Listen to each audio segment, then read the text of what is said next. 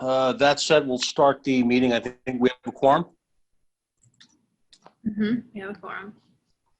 So that said, we will start the June 23rd Planning Board and Board of Architectural Review meeting. I'm not going to read that whole preamble from the last couple of months. People know that we're on Zoom. And if they want to email any questions or comments, they're certainly welcome to getting in touch with Jaime Martinez at the Building Department, Planning Department. So that said, let's go to continuing business, Planning Board 141819 Campwoods Road. Okay. Give me just a moment. I'm trying to get, who's the applicant? That's JB. JB, okay. Yeah. And this was an extension that we had spoke about earlier. Yes, that's right. That's right.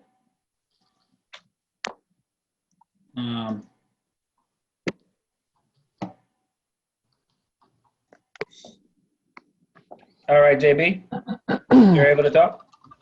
Yes. Go ahead. Can you hear And, me? Eric Talbot is here, by the way, as well. Alternate. You can vote for Jeff then.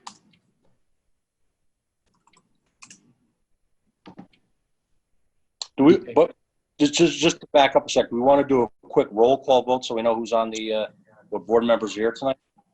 Yes, that would be helpful. So let's do that. All right, do you want me to do that, Mike? Please, Amanda. Okay, Mike Beldotti, Present. David Chow, Present. Robert Bowker, Present. Alberto Fernandez, Present. Seth Roy, Here. Michael Aronson, Present.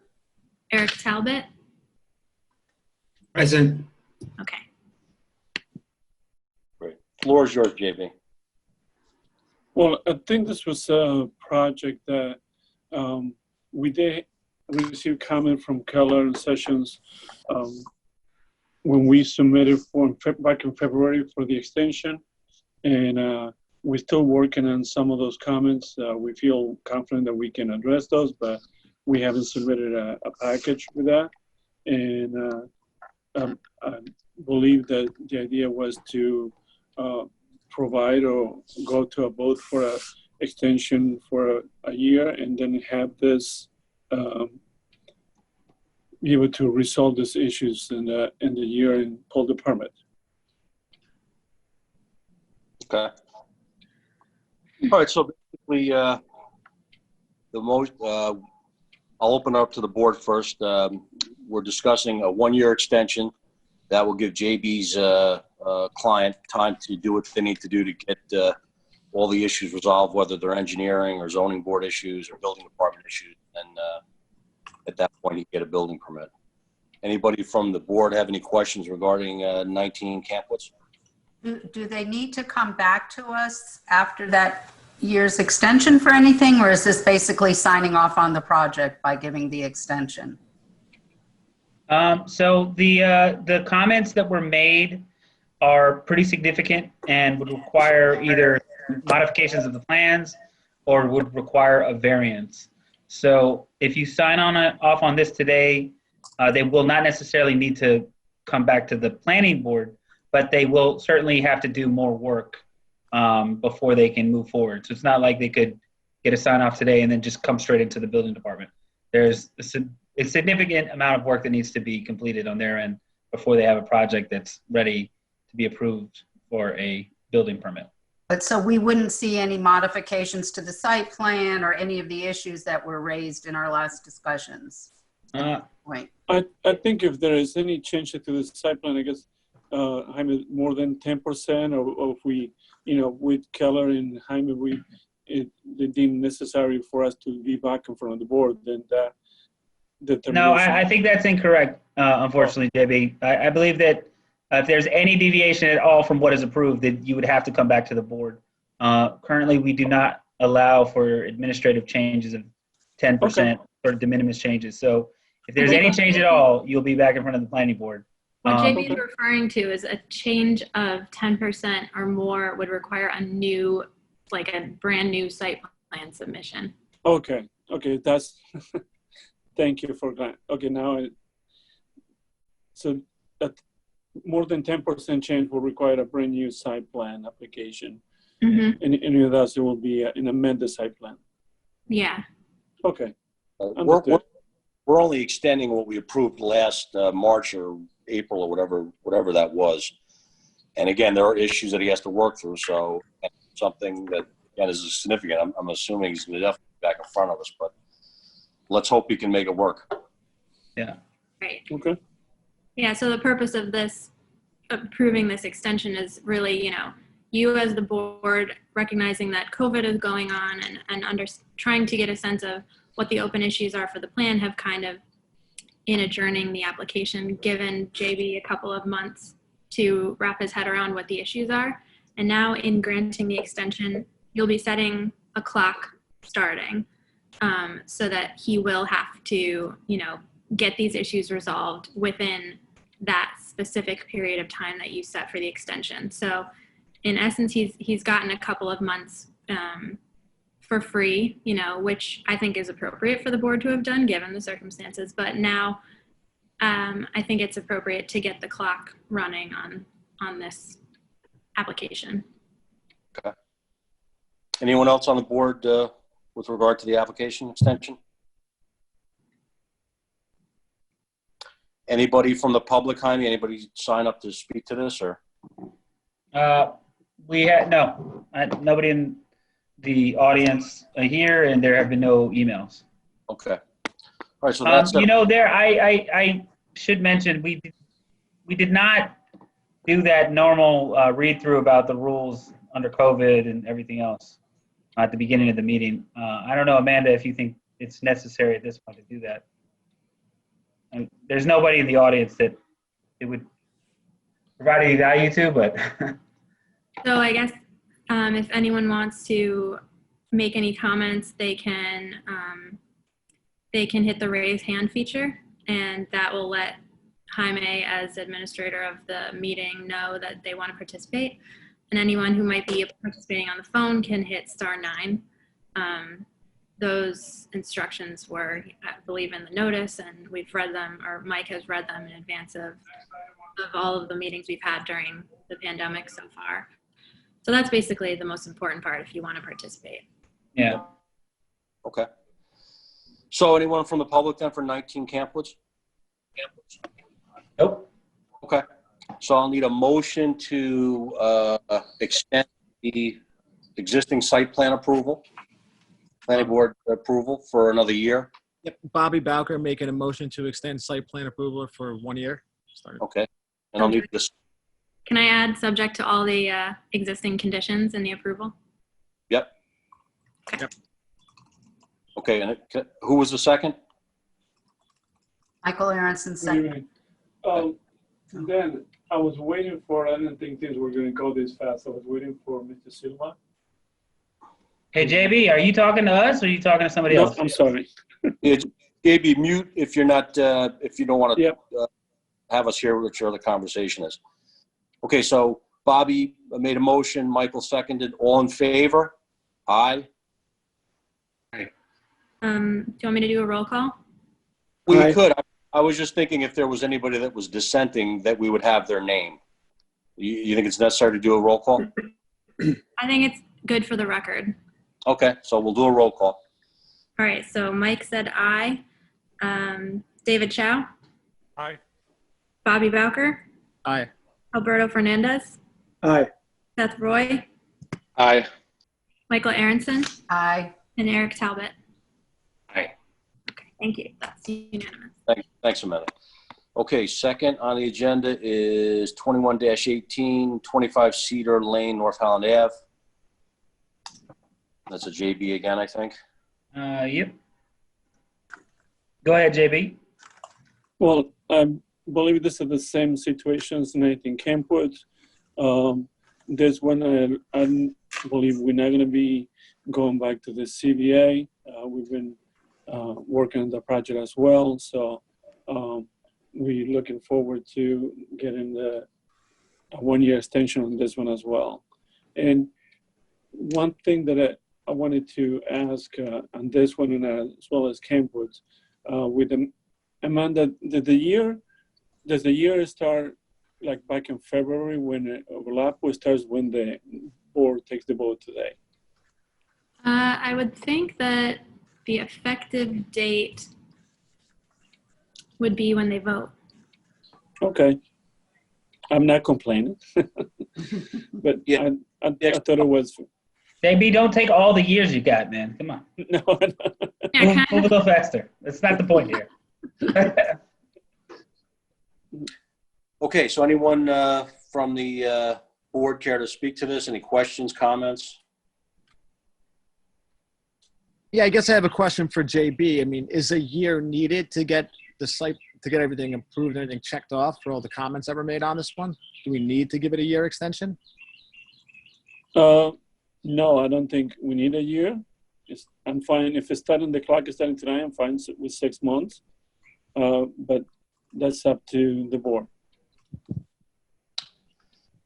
You know, from a historical perspective, we've usually done a 1-year extension on these site plans. Some of the previous ones, the Baker property, Hudson Step on State. So we just figured with all that's gone on, and, you know, I guess I've heard through the grapevine that the property is going to be sold. So with that, you know, situation, I would think a year probably gives you guys plenty of time to do what you need to do. So just my personal opinion. And consider the fact that you're limited in the number of site plan approval or extensions that you can grant. So no more than 2 extensions for a total period of not more than 2 years. So just from an applicant standpoint, it makes sense for him to get, if he's going to go for extensions, it makes sense for him to get to a 1 year and then ask for another 1 year, because if you give 6 months, then that already cuts into, that's, you know, sort of half of his extension. So the next one would be a fine. Less than that too, which is just get the year and come in less if we can. Yeah. That's the goal. Yeah. JB's gonna get done. Yes. Good. Anybody else? Anybody from the public care to speak to this, or? Nope. Okay. So that said, I'll need a motion for a 1-year site plan extension. Seth Roy, motion for 1-year site plan extension, subject to the compliance with those conditions. Okay. I'll ask for a second. Bobby Bowker, I second. Okay. So we'll do a roll call vote again. Amanda, please. Sure. Mike Beldotti, Aye. David Chow, Aye. Aye. Bobby Bowker, Aye. Alberto Fernandez, Aye. Seth Roy, Aye. Michael Aronson, Aye. and Eric Talbot. Aye. Okay, unanimous. Thank you. Thank you. 10 Marble, I understand that's adjourned. Yes, they are adjourned. They were not adjourned because we were waiting to see if they're going to pay their escrow. They were unable to pay their escrow. I do want to note that in conversation with JB, the applicant's not a big developer. They're just a couple who own the property and are looking to split the property so they, potentially so they could sell half it off. Or so the part of the issue with it is, I think, just sort of trying to get the money in place. It's not really that they're slow walking it. It's just they haven't been able to, to do what they need to do yet. So. Okay. And I think, we've had some conversations about this. There's a thought of, again, with these smaller applicants being sensitive to the financial impact. Mm-hmm. Certainly a large developer proposing 100 units can, factor a lot of these escrow costs and other costs into his approval process, but it's more of a hardship for these smaller, mom and pop applicants. So something to think about. Mm-hmm. Okay, so that brings us to 119 Main, 3-20. That's a BAR. Yes. All right, so Peter Kirk. JB, I'm gonna take you out now. Okay. Thank you. hopefully everybody had an opportunity to look at the elevations and color samples and other information that was sent over, I guess, earlier, either late last week or early this week. Yeah, it was helpful. Yeah. Hi, Peter, you are a panelist now. Peter, the floor is yours. Last month, we appeared before this same board and acquainted the board with this proposed garage with storage above. Prior to that, we appeared before the Historical Preservation Board, and they had a favorable opinion of it.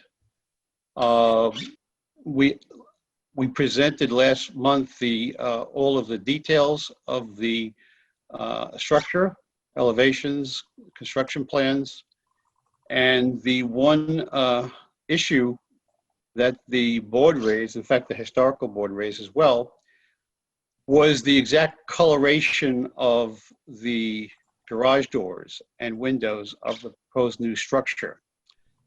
So what we did at the request of the board, we prepared a streetscape rendering showing 4 properties. The firehouse on the right, our proposed building with the red brick. 121 is an outside landscaping project. It's going to be implemented. And to the far left is the brick building that's existing. So this rendering that you see here shows the garage door in a bronze terratone color. The windows would be Anderson terratone color. And we explored this at the board's request because some members felt that this related to the brick building on the left. We also prepared, if you could show the other rendering, it's almost identical except for the coloring of the garage door. You could see the garage door is white, similar to the white firehouse door, and white trim of the Anderson windows. It should be noted that the white trim relates to the white trim on the existing building to the far left. So we wanted to go through this exercise to present the streetscape in what we feel is certainly an improvement to this vacant lot. And last month we saw that the existing lot is basically a junk pile of containers and debris and what have you. And it's in my opinion that this is a tremendous improvement to the streetscape and the Central Avenue in general neighborhood.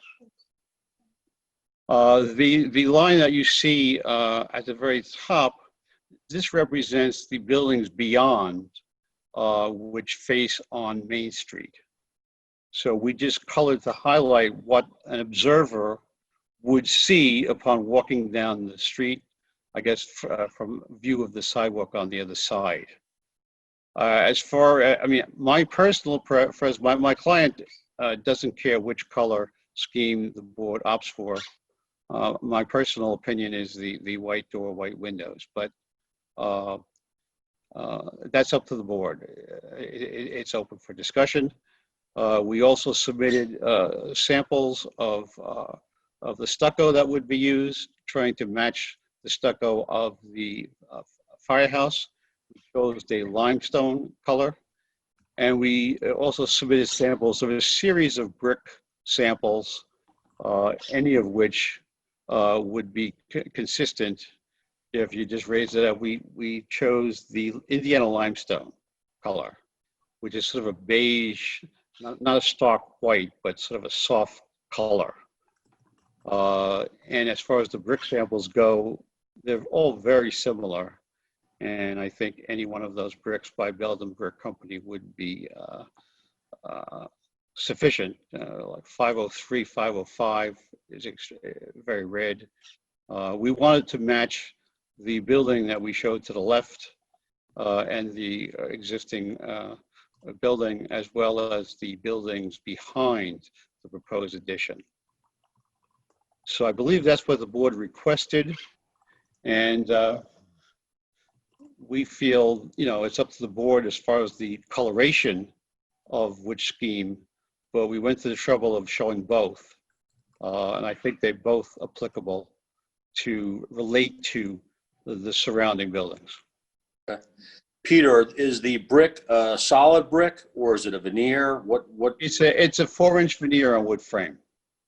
4-inch veneer brick, so it's not a solid monolithic brick, it's No. veneer. The building is a wood frame structure, wood trusses, etc. And of course, the veneer would be properly anchored to the subframe. Just to be clear, because Mike, it sounds like your question is whether it's not a thin brick. It's a full. Oh no, brick. it's not. It's not like no. It's a 4-inch brick veneer. It's actual bricks.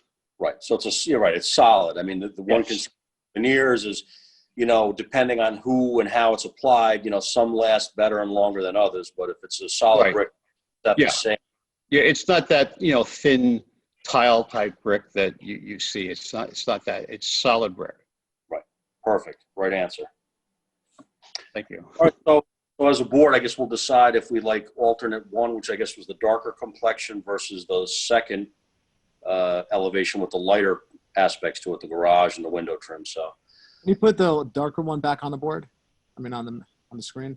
yeah, toggle back and forth between the two, and then anyone from the board, please speak up as to what your preference is.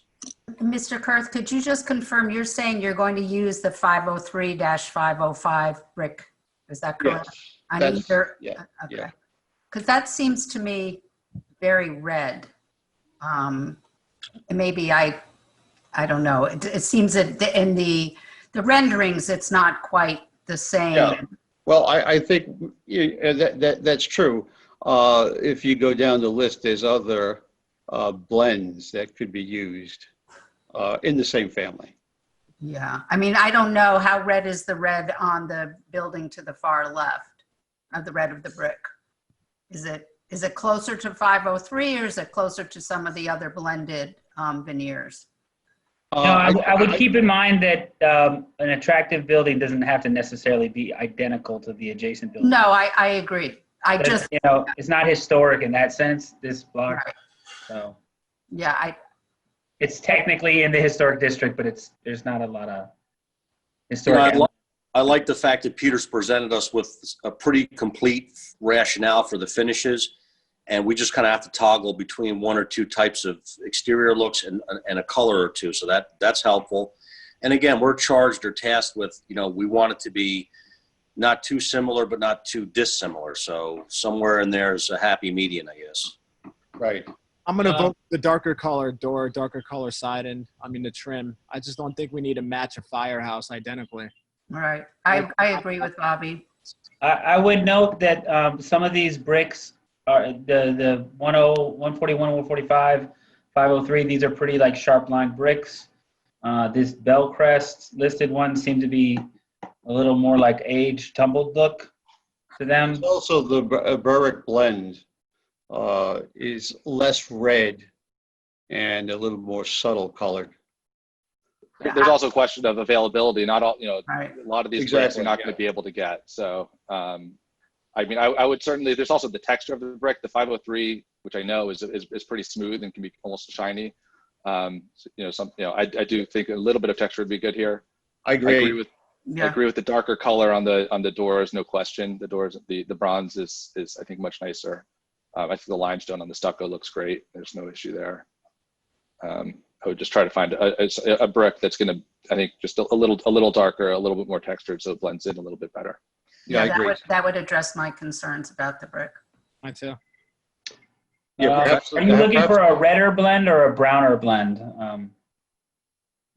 I think a slightly Sort of brown. The red range versus the Canyon Smooth, Canyon Velour. Just not so red. And so, Perhaps the Berwick blend is less intensely red. That's this one. Yeah, I like it. Yep. yeah, that's I like that as well. It's a little more texture and a little Yeah. variety. I agree. Smooth would not be the look to blend in. It would be too slick for, you know, what the look we're looking for. Okay, so it sounds like 3 or 4 of us like that darker tone with the Berwick color. Anybody else on the board? I don't hear anybody like the white door. I agree with the darker color on the garage door and the windows. Okay. And I'm only going to make one other comment regarding the brick, which is that it not be like a, you know, that you have a tinted mortar, not just it looks like a natural or untinted cement. I don't think we need to get into the color of the mortar, but not something too contrasty. Okay. That's very doable. We could get mortar samples. I don't know. I defer to the rest of the board whether or not we need to see those samples in particular. Even Amanda, can you is it possible to approve it with the condition that it just gets looked at by the whatever tint color is signed off by the board chair? Once materials are selected, one of the questions was the availability of the materials. So you're sort of picking what you think you want, but if they're not available, it'd be the next closest thing. Yeah, So, I'm sure that that can just be like written into the conditions. And I think what you're suggesting is the mortar, what's shown in the picture is sort of a standard white mortar. We could go with a sort of a tan, sort of similar to the stucco color to make it a softer, but we want to have each brick read because we have nice soldier coursing. So I wouldn't go with a red mortar, but it's something not as stark as the white mortar. Yeah, agreed. This is like a no color. You could do like a, whatever, whether it's Glengarry or spec mix, they make, all sorts of, a whole ranges of colors there. So. Right, correct. Okay, sounds like we have consensus on that. And then the stucco finish. I know there was a few different colors. There was an Indiana color that was for the door and the trim of the other alternate. The stucco color was the same on both of the renderings. That takes care of that. All right. Anyone, Jaime, anybody from the public care to speak to this, or? Let me check.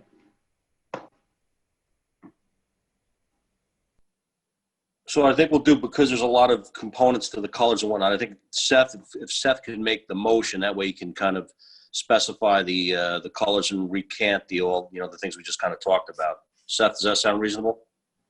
Sure. Okay. All right. Are we ready for a motion at this point? Yeah, no questions. No questions. Okay. So call for a motion to approve the BAR application. All right, Seth Roy, motion to approve the application based on a bronze colored door and windows and based on a darker red brown brick blend similar to the Berwick blend and a tinted mortar. And with the limestone stucco that was submitted as well. Michael Aronson, second the motion. All in favor? Roll call, please. Michael Dottie, Aye. David Chow, Aye. Bobby Bowker, Aye. Alberto Fernandez, Aye. Seth Roy, Aye. Michael Aronson, Aye. and Eric Talbot. Aye. Okay, unanimous. Thank you. Thank you. Thank you very much. Thanks, Peter. Planning Board 4-20, 145 North Highland Ave, Cardinal McCluskey.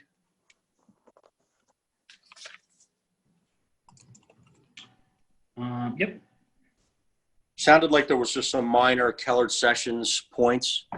I think last month we talked about the fencing a little bit. So. Yeah, I think that there's one key thing that needs to be discussed, which is the trees. And then I think there were several other points, Amanda, you can clarify, that can be dealt with as conditions. Okay, perfect.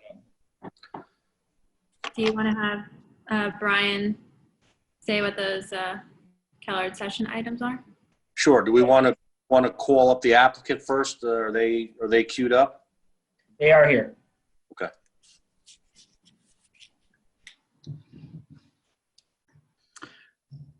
Good evening. This is Skip Francis. Here we go. Got a camera on now. This is Skip Francis with Creighton Manning. Also have in attendance Frank Felicciotto, Creighton Manning, and also representing the applicant Rosario Burgos, Facilities Manager for Cardinal McCluskey Community Services. We did submit revised plans in response to the Keller Sessions initial comment letter. Our plans are dated June 10th. Keller Sessions responded with a second comment letter on the 18th, having addressed most comments. The two remaining ones are a landscaping comment and a stormwater permit comment that we acknowledge would be required. Relative to the landscaping comment, there is a remark about a tree permit that is required. That is acknowledged. Since the last planning board presentation, the applicant did have its own arborist. They hired their own arborist to come visit the site on June 5th. And while today the arborist provided their report to the applicant, we hustled that report to Jamie Kane, who distributed to you the morning of this morning. That arborist is of the opinion that the trees in the backyard are diseased. They are in decay at the roots and are a hazard for falling.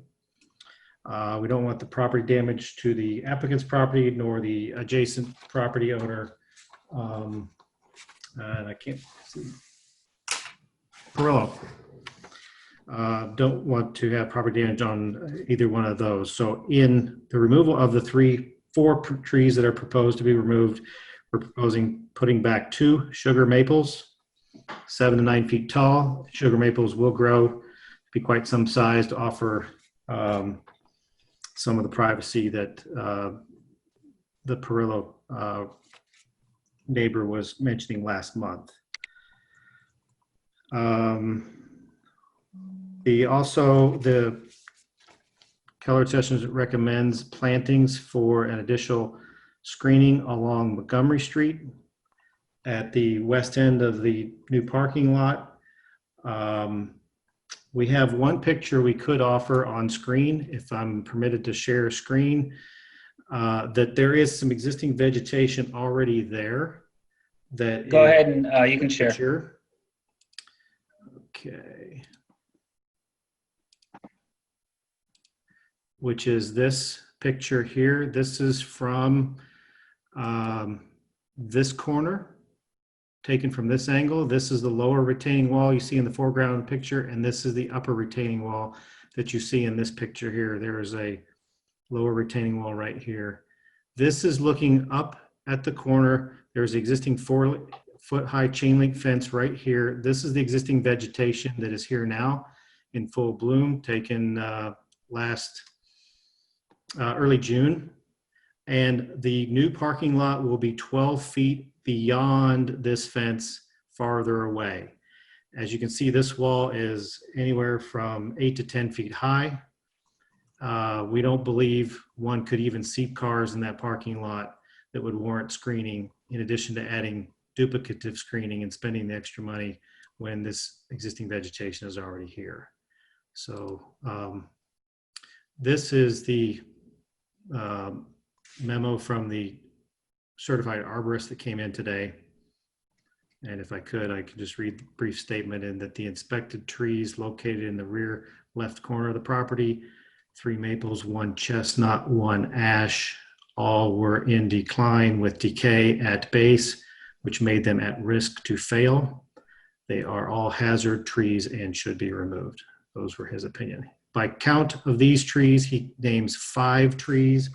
We name 4 on our plan, and upon further review, one of those locations on our plan has 2 trees very close together. So just for clarification there on tree count. That's to address the landscaping comment, and the village engineers acknowledge that we should fill out a stormwater permit for the village. We acknowledge that too, given the land disturbance that's proposed. Any other questions we can field from the board? Skip, what are you guys doing about the fencing? I stopped down there last week and I noticed there's sections of missing now on both sides of the westerly and the southerly side there. So what's sort of the answer? What are you proposing in terms of fencing to clean up the side that abuts the Perillo property? We're proposing a 6-foot chain link fence where that existing fence has been in disrepair for some time. It hasn't happened recently, but for some time. So that is coming down in its entirety. We are proposing to go back up with 6-foot chain link fence in that location, abutting the Perillo property to the south and to the west along Montgomery Street to where it ties back into the existing 4-foot fence. With the 6-foot fence, we are proposing that chain link to be black vinyl coated, so it looks aesthetically pleasing, fits the character of the neighborhood. We are aware too that the Perillo property has 4-foot chain link black vinyl coated fence in the back of that property, so it's consistent with that abutting property. But we are also going to add, for the sake of privacy, which was a concern that they expressed last month, the slats within the chain link fence. And our applicant, and we've discussed with them, the 3 materials of wood stockade fence 6 foot high, vinyl stockade fence 6 foot high, and chain link vinyl coated 6 foot high as 3 options. The one that's proposed is the most expensive option, and we believe it's the best suited for the character of the neighborhood, as well as the protection of their own clients, as well as abutting property owners to keep their clients on their property. We have, we understand that the PVC fence can separate at the panels if applied enough pressure. It can also be quite flimsy, and when you push on it several panels away from the point of pressure can still wobble, and the wood can splinter as well. But the chain link fence will have a solid bar at the top and a solid bar at the bottom, affixing the chain link mesh to it so that when you do press on it, it will rebound. If someone decides to shake it, it's not going to come off, and you're not going to go through it or punch through it or go through it. I will point out that the applicant has advised us the developmentally disabled people that this facility serves are adults, and when sometimes they are under duress, crisis situations, they act out, and we want to keep a fence that's going to, rebound and not be anything they can punch through, which has occurred in the past. All right, I'll leave. We'll discuss it amongst the board how the feelings are with regard to that. The client would prefer to put in the chain link vinyl fence with the visual slats in this case. All right, so if there's nothing else, maybe Brian or consultant Keller can speak to these issues, I guess, with the engineering, if there's anything that Brian, Brian, there he is. Yeah, I'm here.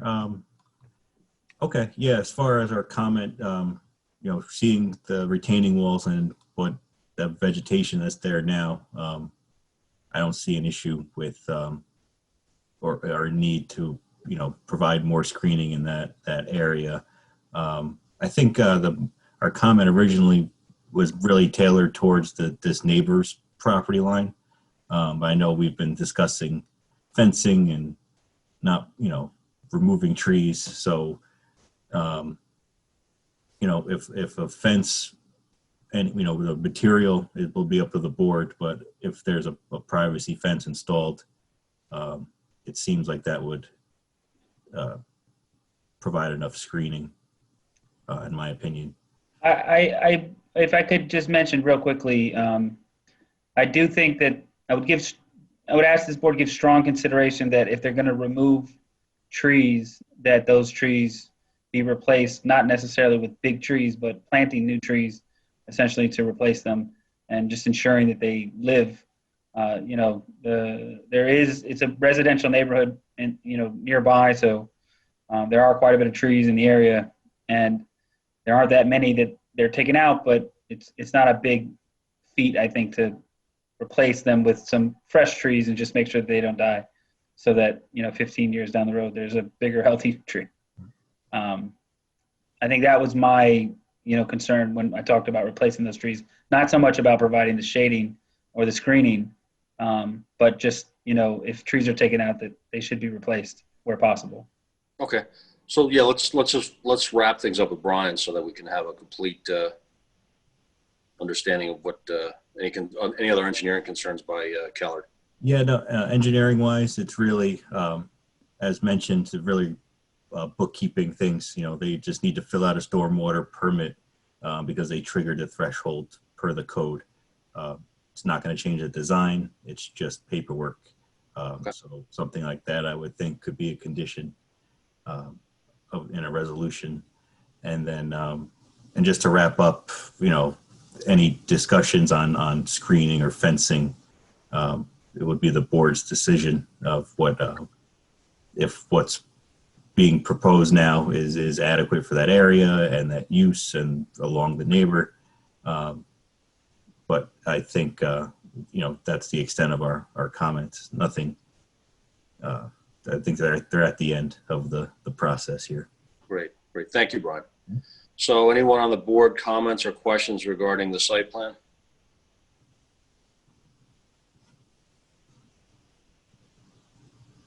This is Alberto Fernandez. I just have one comment. I believe that the chain link fence may be stronger, but I don't think it gives the neighbors the best privacy. Even with the inserts. I don't know if you guys want to speak to that. Yeah. Plus, we have to weigh the safety of the residents there with the privacy of the neighbors, and how do you weigh that? You know, I mean, what color are the inserts going to be on the black fence? Are they green inserts? Are they black inserts? What are the inserts? What's the material of the inserts? Skip, you have They would be proposed to be black. Okay. And I think the material is aluminum, painted aluminum, Yeah, I mean, look, we tend or as possibly even plastic. right. We tend as a board to want to get the highest and strive to get the most aesthetically pleasing fencing. But like, you know, the condition here with the residents and the nature of the use of the site, you know, I probably, you know, this is probably one exception where I'd say we probably want to defer to the stronger, more solid fence, and having those the black inserts to at least kind of minimize that chain look, industrial, you know, kind of galvanized fence look. Would probably go a long way. So, Agreed. And Anyone one other clarification, if I may, at this point in time, we're just proposing slats along the Perillo's segment, the southerly segment of the 6-foot fence, so that it all doesn't look like a big black wall around the facility, that it gives the Perillo's the privacy that they are interested in, but the black chain link fence would be consistent with everything else. If we find we need to wrap it around a little bit more, then we can do so, but we want to focus it to the Perillo's for their privacy. So what's the length of the fence that would have the private? It's 6 feet long, you're saying, or 6 feet high? High, 6 feet high. So then how many feet along the border between the two properties? And what's the total length of the fence and what's going to be covered? right. It's about 90 feet across for the Perillo's property, and probably a little over 200, 220-ish for the total length Like So a little bit less than half of it will be screened with the vertical slats. 90 feet along the Perillo's length of property.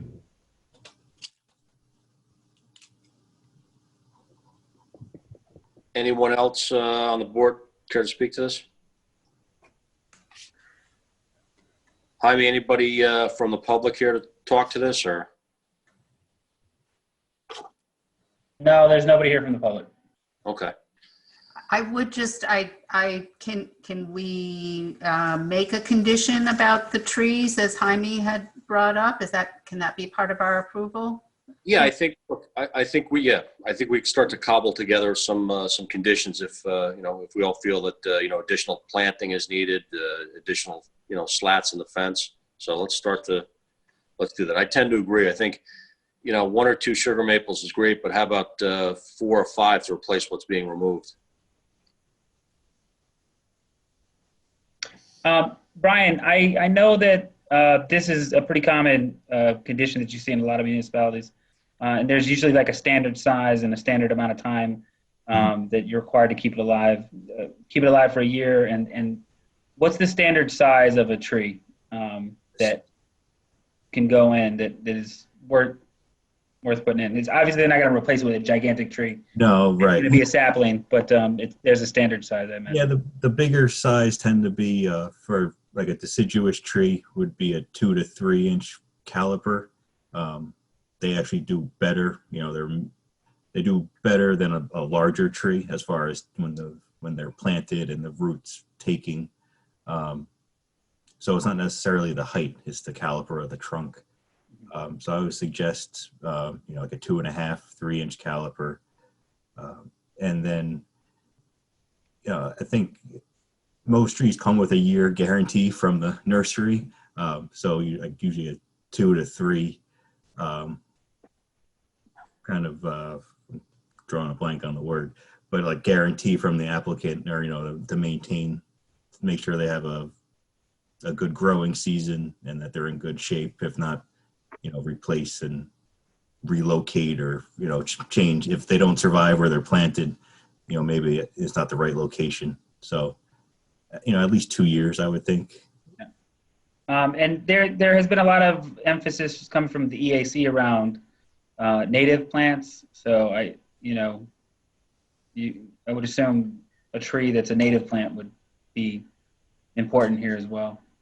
We made sure that was called out on the landscaping plan and the planting schedule, that everything on the planting schedule in terms of trees and or shrubs is on your list. We made sure of that this time around. Okay, so we'll get so if there are 4 or 5 trees coming down, we're going to get a substantial tree to replace it, a sugar maple or, something that's native and deciduous, and that the right now we have 2 sugar maples proposed, which are the native list, and we can make sure they're 2.5 to 3 inch caliper in lieu of the height that's called out there now. Okay. We can start with 2. So I guess you're not hearing me. Can we get the other 3 trees? There's 4 or 5 trees coming down, right? There's 5. Okay. So can we have 5 new trees to replace those 5?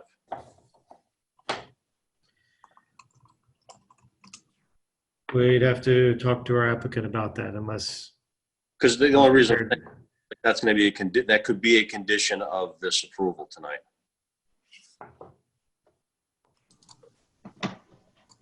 If it's We want to skip. I'll bring it up to, I will let the rest of the executive team for Cardinal McCluskey know that. I just want to note that there are two trees that are really butt up against each other. So could it possibly be the 4 trees versus the 5 trees? Yeah, I'm fine with that. I'm fine with 4 trees.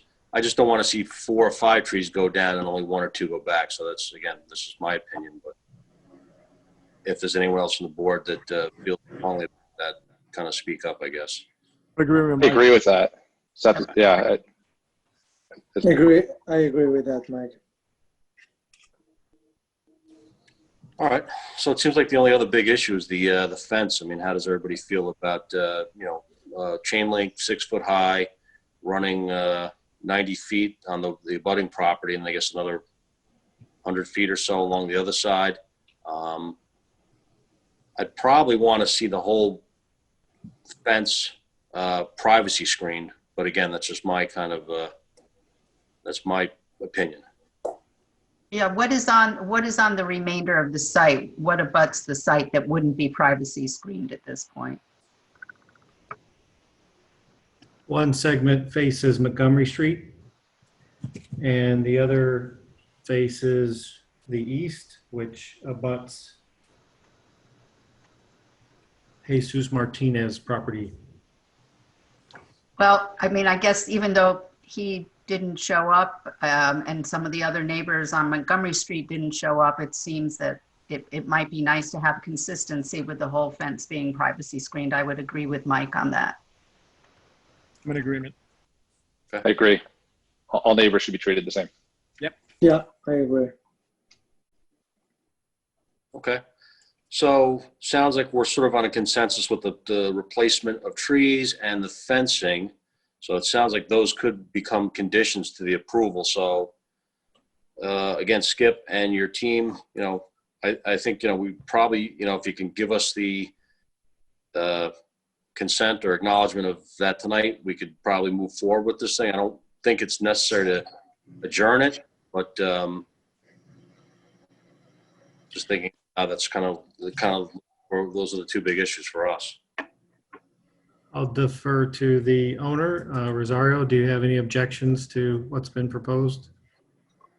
I don't think they'll have any objections to putting up the tree and the slats for privacy. I did want to ask if the chain link fence that that we showed earlier with the vegetation, does that need to have slats on them?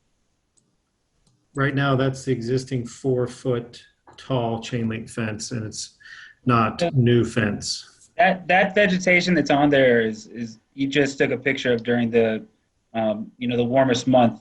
What does it look like in the winter? I honestly couldn't tell you. I've been with Cardinal McCluskey since November, and I haven't visited the site. Could you pull up a picture of it so we can take a look at the type of vegetation that it is to see if it's the kind of vegetation that lives through the winter or not? I think there were some arborvitaes. Yep. 1 second. So when I was over there last week, you know, the site itself is nicely maintained, but you typically get that overgrowth along the edge there, along Malcolm. You know, you drive up into the parking lot behind the building is that kind of older fence, and it's sort of interspersed with weeds and invasive plants and that sort of thing. So, you know, at the minimum, I think you want to clean that up. Get somebody, you know, if the three guys coming in to do those 4 or 5, take those 4 or 5 trees down, you could probably clean up along the fence line too.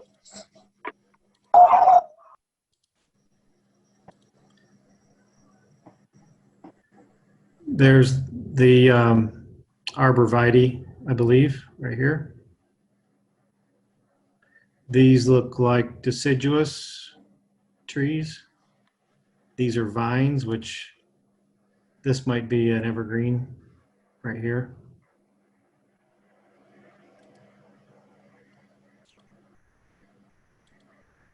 So, Skip, would it be your intention to have the tree company come in and clean up along that in that area too? Because it looks like there's definitely some overgrowth and vines and all that sort of thing that could be cleaned up. We hadn't planned on cleanup, but I'm sure if it needs to be, we'll have some landscaping folks on site. Anyway, we can address some of it, yes. Could you clarify where that view is coming from? Like, who can see that? There is the tallest part of the, I'll get your bearings in just 1 second, but there's the tall wall. Here's the shorter anchor wall at the bottom. And if we go to the site plan, it's in this corner, looking from Montgomery Street. This dark gray wall, I'm going to zoom in a little bit. This is the lower bench wall. This is the taller stone wall. with the plants and vegetation along the chain link fence.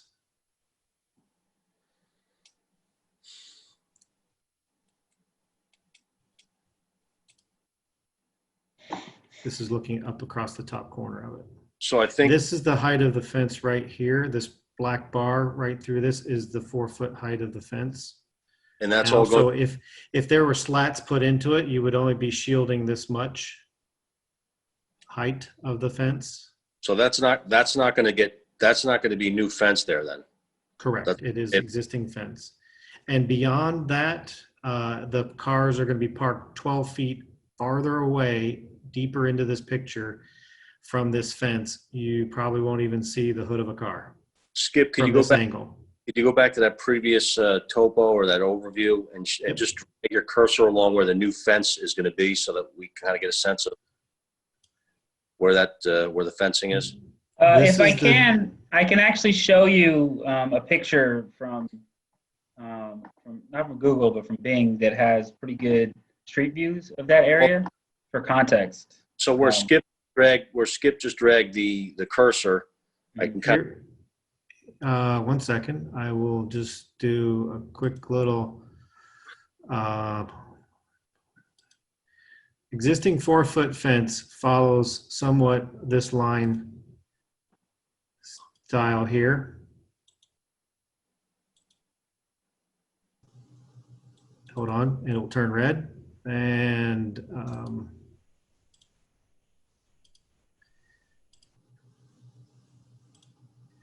this is about the line of the existing 4-foot fence and the existing vegetation that's back here. The new 6-foot tall fence with privacy slats is this black line with the X's on it. Once it gets to here, it drops down, and this is the 4-foot front fence that we had the variance awarded from the ZBA just the other week. This is 4 foot tall. But from this point around the back corner, this is the Martinez property. This is the Perillo property. This is all 6 foot tall privacy fence. New. the, Red line is existing.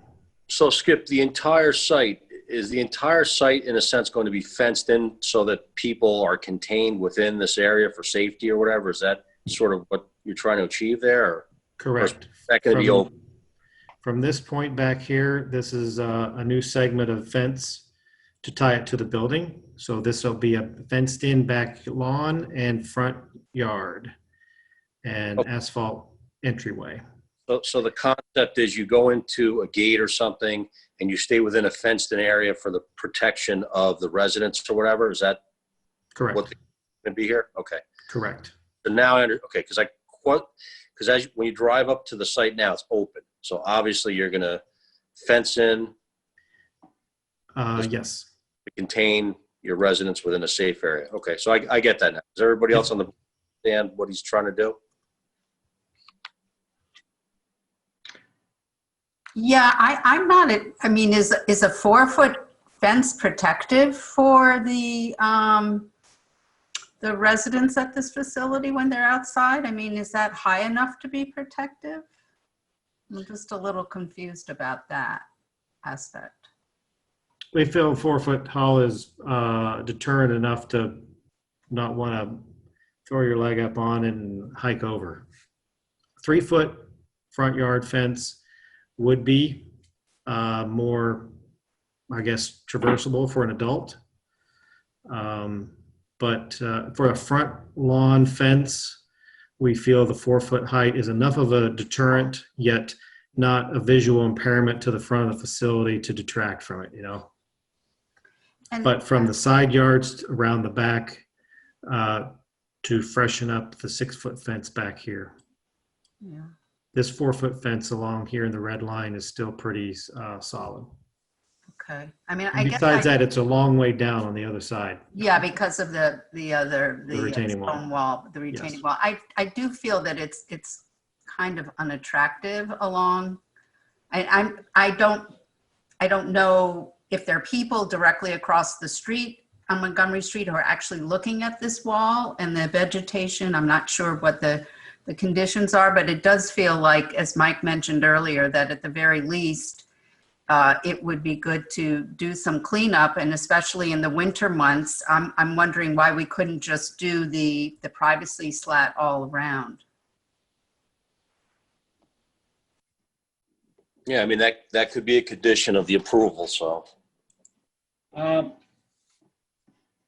You know, if I could, would you mind letting me share real quick? Go right ahead. I want to give everybody a sense. I'm not sure that everyone got a chance to go over there to see the condition of the area. So I'm going to show you what I have listed here. So you can see the space as it is right now. I think that, you know, the comment from the applicant is that the vegetation here provides screening. I think that, you know, you could call that screening. You could call that a mess also. So I think that, you know, the fact that the applicant owns this whole property around here is great, and they're able to maintain their property, but it seems like it requires some ongoing maintenance to keep this from, right, you know, looking like that. I would be concerned about the value that they're, you know, taking away from the adjacent property owners over here on Montgomery Street by not maintaining their property. I will point out that the applicant owns the top of the wall. They don't own what's down below. Who owns that? City right away, village right away, I guess. Montgomery Street right away.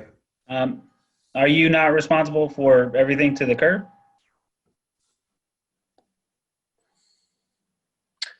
The village right away or village owned property? That's a different question.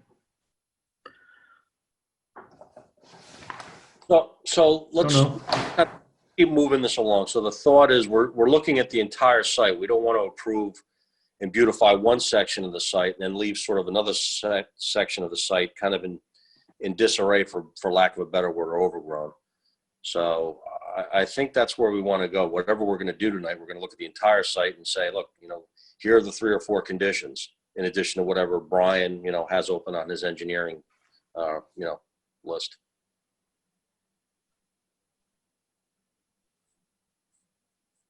I kind of think that's where we are.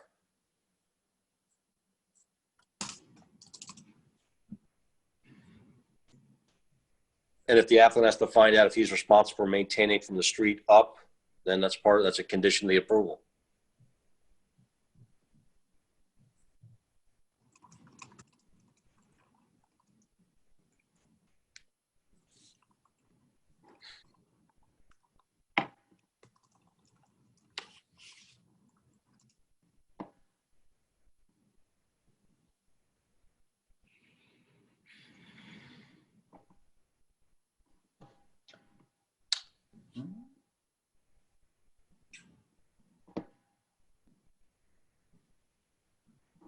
Skip, questions, comments?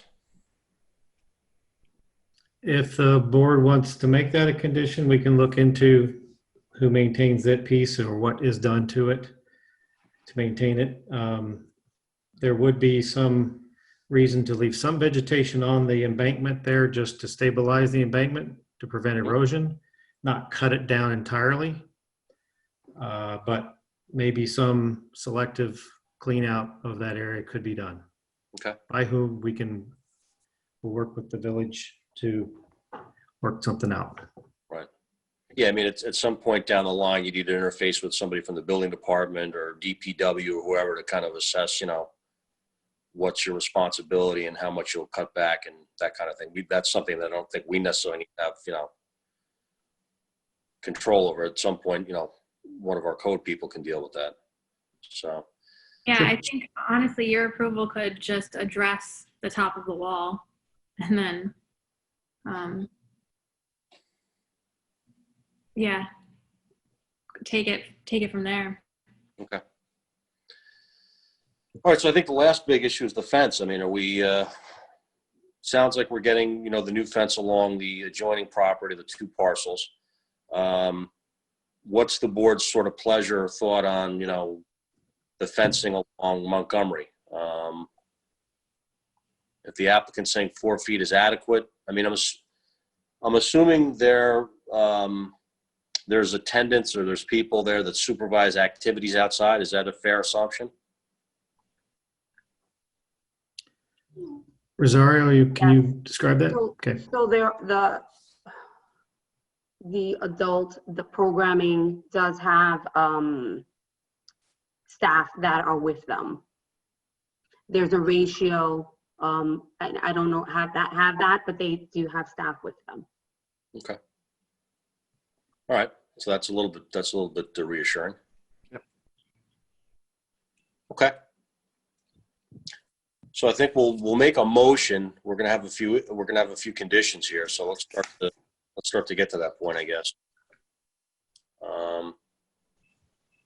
I think clearly on the trees, we're looking to get minimum four of these sugar maples to replace what's coming down. I think the board kind of feels, and I think the board's in agreement on that already. Yes, at least 4 trees going in. Okay, good. Yeah. Do you want it to be sugar maples or just a native species that is 2 to 3 inches in caliber? I'm fine with whatever native deciduous tree that's appropriate for the site. I mean, it doesn't have to be sugar maple. It could be something, you know, comparable. Okay. All right. All right, guys. And the fencing, where are we on the fencing? 210 feet, 6-foot fence with privacy screening, right? I think we're all agreement on that. And yeah, the entire new 6-foot fence. And then what about the 4-foot fence? Do people feel like we could use the privacy screening on that as well? It's going to depend on the condition of that fence. I mean, Yeah. I didn't look that closely at it, but like it was pretty mature, pretty seasoned fencing. Could we ask for just a landscape screen in front of it instead of use the landscaping to better screen that existing fence from Montgomery Street side so that the neighbors don't see it? Yeah, I think that's a good compromise. Yeah, there's already some existing arborvitaes on the site that screens at least a portion of it. Do you have a landscape plan to pull up? Yes. So we know what landscaping is already there.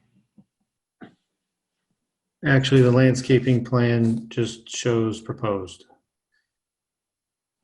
It doesn't identify the existing material that's there now specifically. Okay, but I think if we put a condition on there that there'll be some additional screening along the 4-foot fence area, that could be done to the satisfaction of either, you know, Brian at Kellard or the building department. I mean, that's what I'm thinking. So you want additional screening to be included along the existing fence. The existing 4-foot fence along, I think, Montgomery, All right, 4-foot fence along.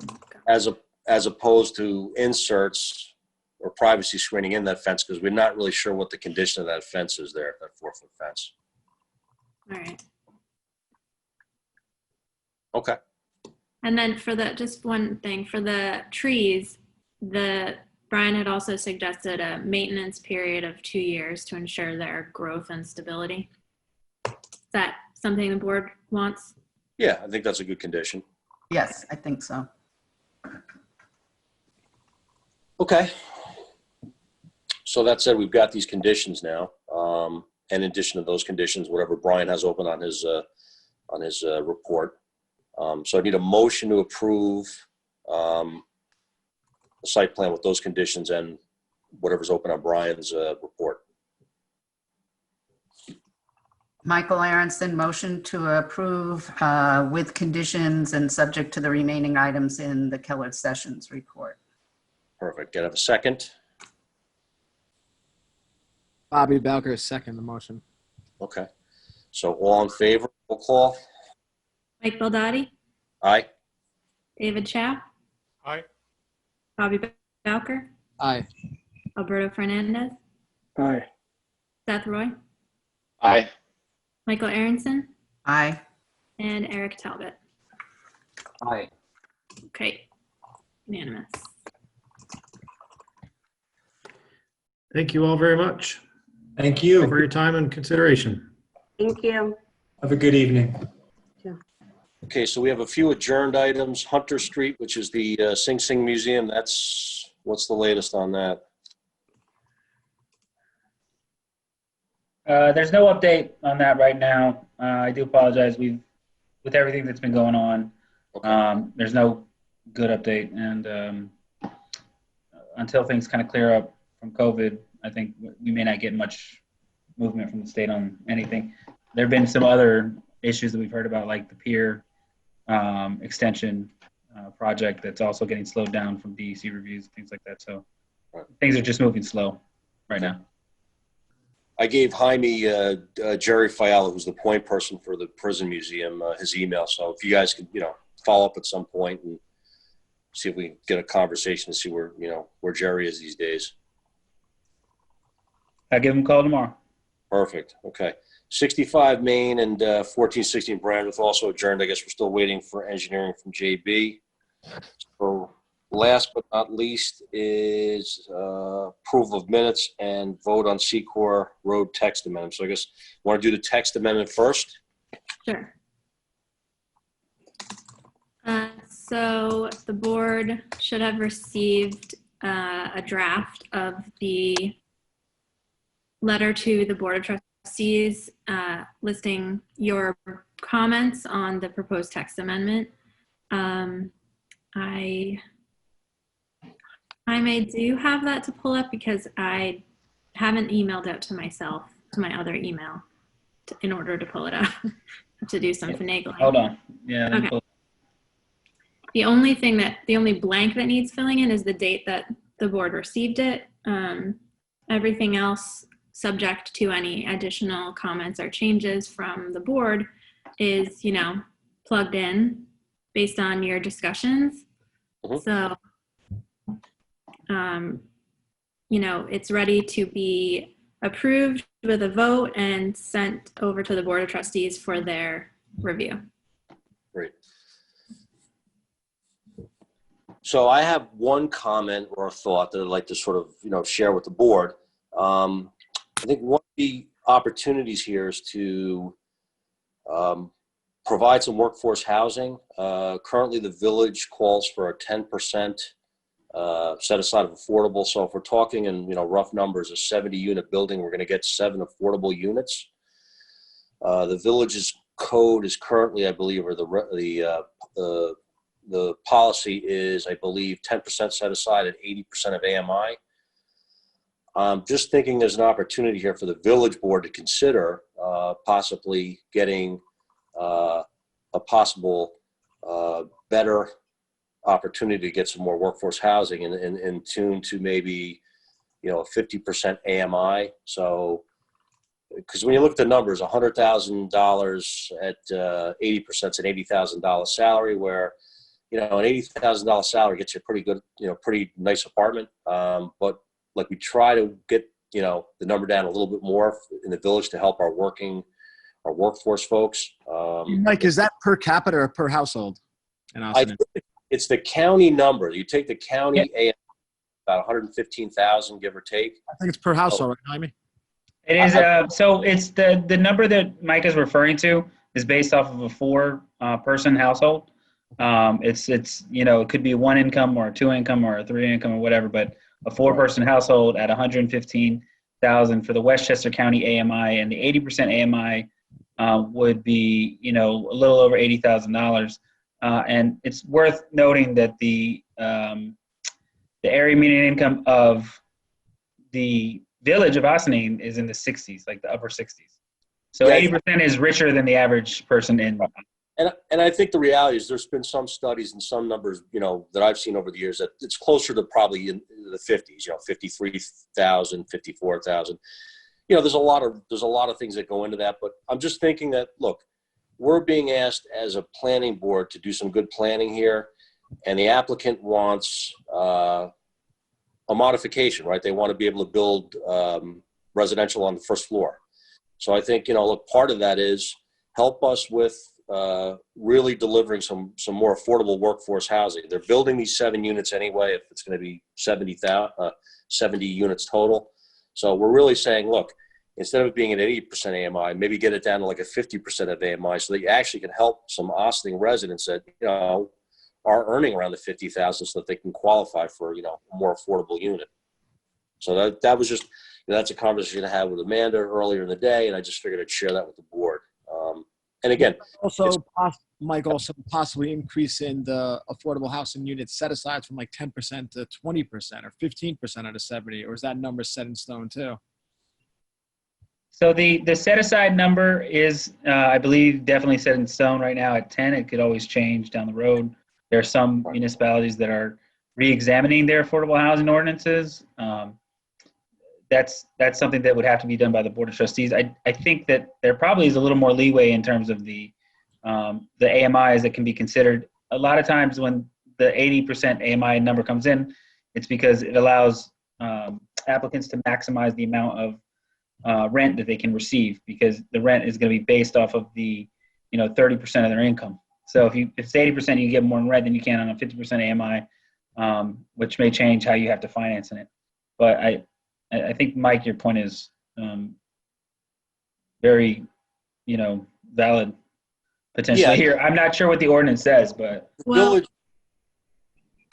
I just wanted to pipe in, Mike, because I did get a chance to look at the affordable housing sections of the code a little bit closer after we spoke. And to your point about, 80% is actually still pretty high income. The affordable housing code does actually include a definition of low income, which is annual household income, which does not exceed 60% of Westchester County median income. And there's a density bonus built into the affordable housing requirements that's keyed into that 60% median income. So there is an incentive in the affordable housing sections already that's keyed to that 60%. So the baseline is the 80%, but if you do build 60% units, you get a density bonus. Right. Yeah, Amanda, we had the subcommittee meeting, the housing subcommittee meeting the other day, and I think Jeff had raised some questions about whether you really want to tie the density incentive to deeper affordability, and I definitely like the idea of providing greater affordability at 60% or less here. I do wonder if we're going to use the term workforce housing. That seems to, at least when I've seen it, have a very specific connotation. So I was wondering if what we're talking about is workforce housing or just greater affordability. So I think the safest bet is to use the HUD designated guidelines, which are 30% is considered very low, 60% of AMI is considered low, and 80% is considered moderate. So the safest use would be to use the low income 60% AMI as defined by HUD, which erases that. So, just so everybody understands here, workforce housing is more of a term that planners use to not offend people's sensibilities about adding affordable housing. So you call it workforce housing, it sounds better, but there's no definable thing that is workforce housing. It's just kind of whatever you think it is. Right. And again, whatever recommendations we're cobbling together here, that goes in a referral letter back to the village board. And then, Stuart, under their advisement, Stuart could certainly help them, better define maybe a goal in terms of, really meeting the mark on creating some affordability. I mean, I just know from my own experience, 80% AMI is still a pretty high number. And, you typically see apartments that are, a studio or a one bedroom fetching $2,000. And I know for a fact it's not affordable for a lot of people in the village. So I think that I think that comment, if you were to provide that comment, is very useful in this particular instance, because part of the proposed development site includes village-owned property. Okay. a parking lot. So the village has a significant amount of leverage in, enforcing that recommendation. And this is also going to be one of the first, text changes that could potentially have a lot of impact on other development in the downtown. So we want to kind of look, if it's important to us, I think we need to, at least make that, aware to the, the Board of Trustees that, consider affordability in these projects too, or percentage of. I would be really supportive of that. And where would we put this within the context of the letter? Comment number 10 maybe, or 11, or whatever the last number was. Oh, so just add it as a separate. Yeah. Yeah. Right. And then the village board's going to, kind of work through the thing and kind of come up with, because again, they're at the end of the day, they're the ones that establish the text change. Mm-hmm. That's right. Okay. Anybody, is JB, Jaime, did you bring JB back on, or? I did not. I can add him if you'd like. I don't know that. Might have been listening anyway, so. I'm sure he's listening. I will check, but Okay. He never leaves. He's always like the last one to go. So he's there. If you'd like to bring him on, I can bring him on. I think that what you're talking about here is setting a policy that sort of stands outside of the project as a recommendation. But if you'd like, I can bring him in. Would you like me to bring him in? Well, again, it's a generic, remember, this is, it's still under the auspices of a generic text change. Yeah, we kind of know what the site is, but it does have impact on that, the SP1 or whatever it is, and could impact other, places where people want to get residential on the first floor. Okay. JB is a panelist now.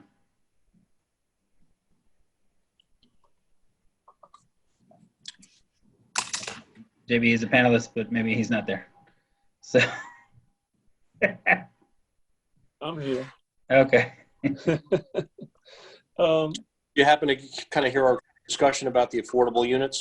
Yes, and actually, we were in another meeting, so Pedro Silva is with me here as well, so for the project. So yeah, we were listening to that, and so we're trying to move this to the next step, which will be going in front of the Board of Trustees. So right. Yeah, I mean, whatever we approve tonight, you guys will continue to shepherd this along. I guess you'll meet with the village board and have discussions with them about some of these, the finer points of what, our several, points are on that referral letter. okay, and we will receive a copy of this referral letter as it gets sent to the board. Yeah. Yeah, I mean, once it's finalized, yes. Thank you. So anyone else on the board have any questions or comments before, I guess, we vote on the referral letter? the conversation.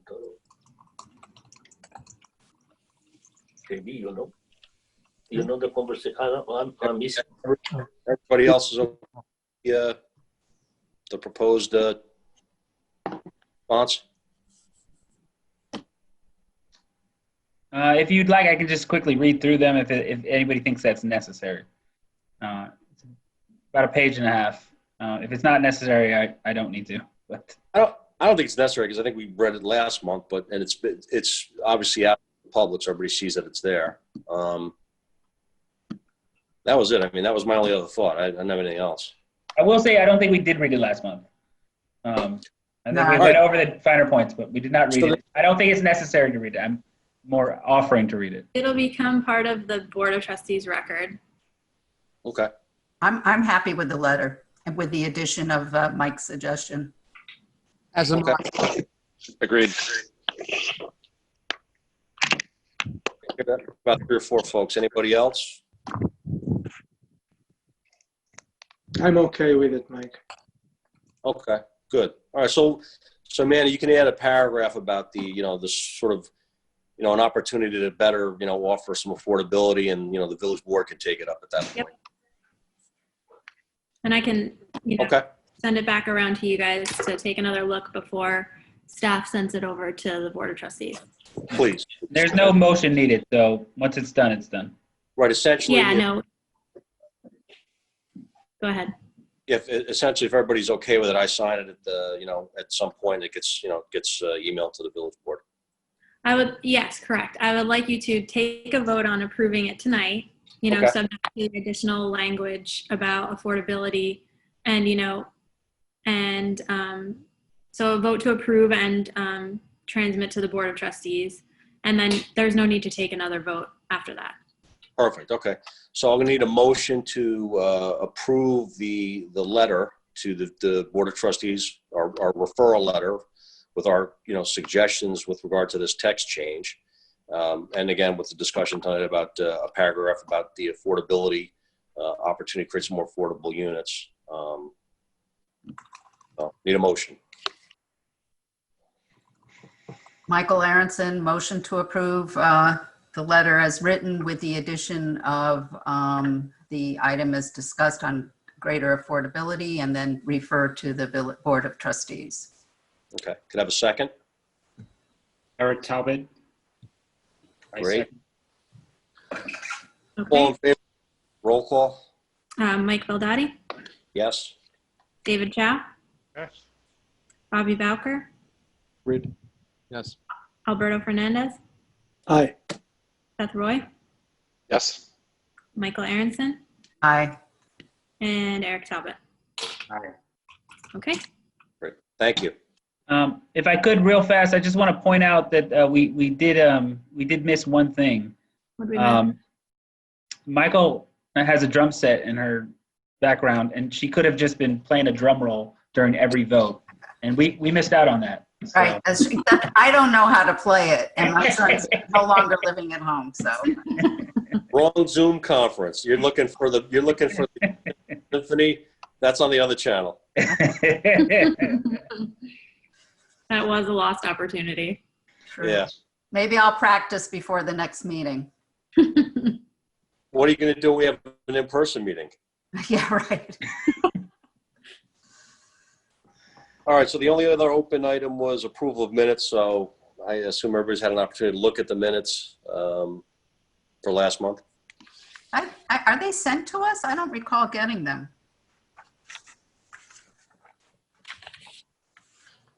Well, Oh, do you usually send them? I may not have this time around. okay. I know I just signed today April's minutes. All right. So then Jamie Kane will get them out to everybody, and then that'll be for next month, I guess. Okay. Okay. So that's pretty much it. We're done. Right. Thank you, everybody. Thanks. So I guess, very efficient. Have a great night. so the only question is if we'll need a work session for next month, a Zoom session. We'll have to see how staff feels and sees what's coming in. If you give us a couple of weeks, give us a week or two before we have to figure that out. Maybe a week. I don't believe there's a lot of stuff out on the horizon that would definitely necessitate a work session at this point. But I do think that we're doing an internal process of trying to make sure that we're vetting these applications very heavily to make sure that when they get to you that they're ready to go. So as long as we do that and there aren't a million applications, we should be fine. I can only think of one right now off the top of my head, which is an application for a coffee roaster. Okay. And I don't know if they've even submitted yet. I don't believe they have. All right. And truthfully, the preference for the next few months is really kind of throttle back and not have a work session if we can help it. But again, I know the other thing too is eventually an executive order is going to come down from Albany saying that we can meet in person again. So I guess, you guys will have to keep us posted on that as well. Yeah, that actually is I'm glad you brought that up.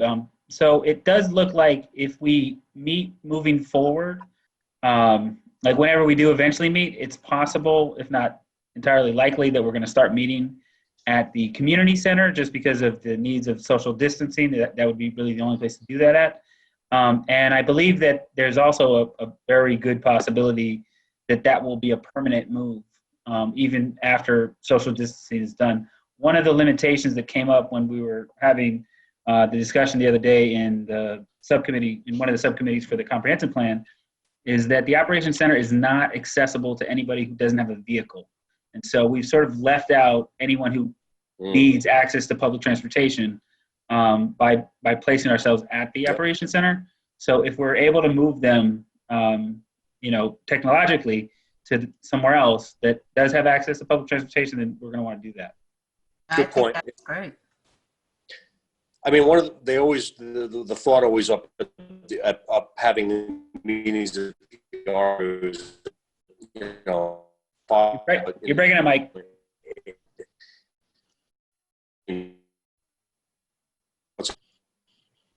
Just because everything's virtual now, that doesn't mean it doesn't carry as much as it used to. So.